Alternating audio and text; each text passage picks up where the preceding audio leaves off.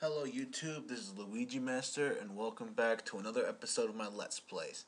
As you might have noticed, I've decided to stop playing Captain Comic because I can't get past that part, and besides I'm too lazy to look up a walkthrough, so let's just say that game is done for at this moment. I'll be doing another game that I actually kind of like. It's Turok Evolution for the Game Boy Advance, which is in no way similar to the one for the home systems, because well, this one you can say it's like a kind of like a Metal Slug type of game, but the weapons are a bit broken. You'll see what I mean. Anyway, let's fire this game up. You have to go through these screens right here, which is one of this game's many flaws, and then I'll do you the favor of reading the story to you once we get to that point. The story begins in 1886. Tobias Bruckner's cavalry crushes the Saquon nation. Talset, the only survivor, confronts Bruckner in a duel to the death. A sudden mystical door appears and plunges them into darkness. The door leads Talset into the Lost Lands. There he meets the river people. Dijon, the tribe's greatest warrior, agrees to aid Talset in his quest. And that's the story basically pretty much behind this. The options basically consist of the gamma, which makes the game brighter or darker if you wish. Personally, darker looks good, and difficulty. Normal and pro. The only thing I can see different is that in pro you take more damage and shit. And we play a game, there's also a new game or a password. Of course, it's one of those games for the Game Boy Advance that doesn't have a password feature, which makes sense as I bought this game at Shopper around 2006 for $15. But it's not a bad game for $15 either. So you get to choose between Dijon and Talset. Well, basically, the only difference is this guy has a grapple hook and he's larger, and this guy has an axe, and for whatever reason he moves faster when he's in the air, like he's jumping. So basically this guy is a little quicker than Dijon, and Dijon's grapple hook is vaguely useful anyway, so just stick with Talset. The Lost Lands are in danger. Many unknown weapons, foul monsters, and mechanical beasts have appeared from another world and are trying to destroy us. Talset realized that Bruckner and his army must have been transported to the Lost Lands as well. Find and defeat Bruckner and all of his new confederates. Well, that's a pretty straightforward story. Area 1, the battlefields. Go to the battlefront to eliminate the new Bruckner army. Info, the red gauge is your life. L button or R button changes your weapon. And you only have two weapons in this game. The pistol that you can shoot, and if you hold the B button down, you can aim to where to shoot, and the axe. If you hold down the B button, you get to charge it, and the blast can pretty much kill most enemies in one hit. When an actual swing of it can also kill in one hit. Well, basically the soldiers anyway.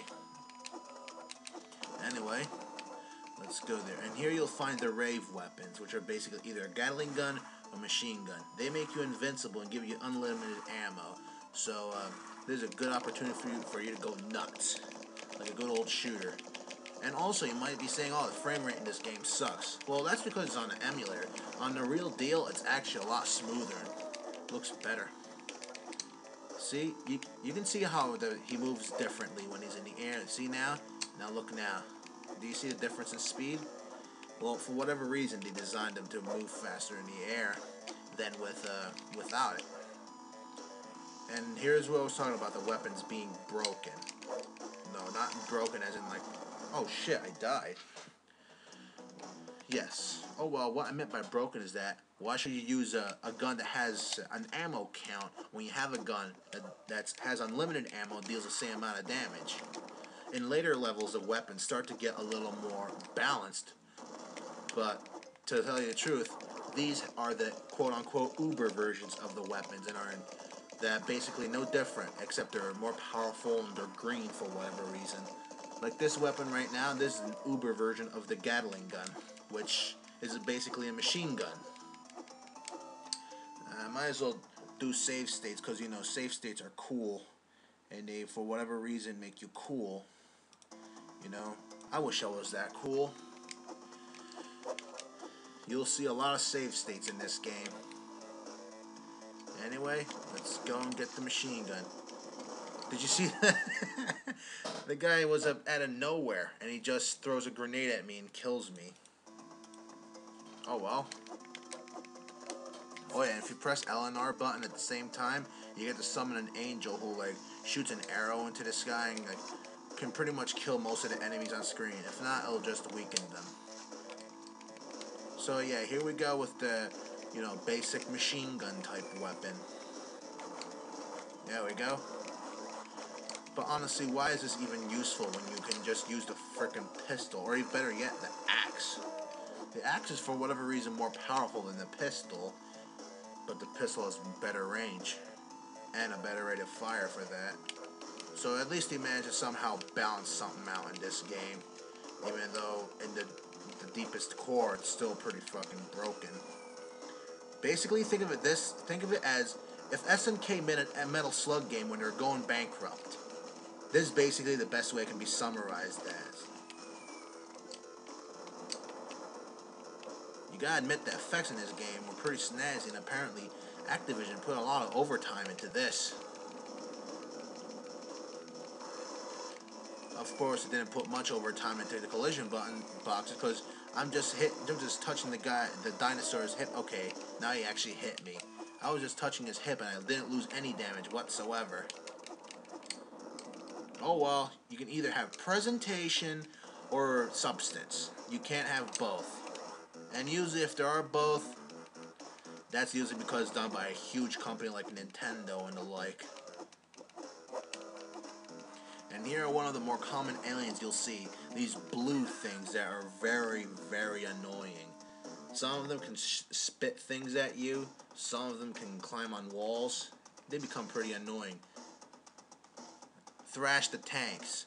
Destroy all that move. Info. The blue gauge is your armor gauge. Oh well, this is the stage where you get to see tanks. And for whatever reason, shooting at tanks a few times, like anywhere, like at the turret or at the tracks or anything, will just cause them to blow up. I guess as a sign to show how good American engineering is it? Now watch. Just watch. You just shoot them anywhere and they just blow up. That's a pretty cheaply made tank. Where is this? What is this? China or something? Those Chinese motherfuckers. Anyway, this is another one of those uber weapons. The rocket launcher with homing missiles.